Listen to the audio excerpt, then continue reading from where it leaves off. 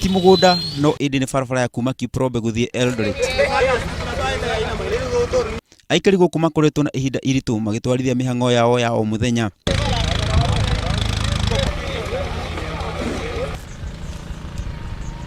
Ni mamenereire atongoria a mwena ucio makiuga ni makomete wira-ini wao. Masiwa inachelewa. Ikifika huko KCC tunaambiwa masiwa imekuwa mala. Mahindi ikifika cereal tunaambiwa imenyeshewa. Tinga inalala siku 3 kwa barabara.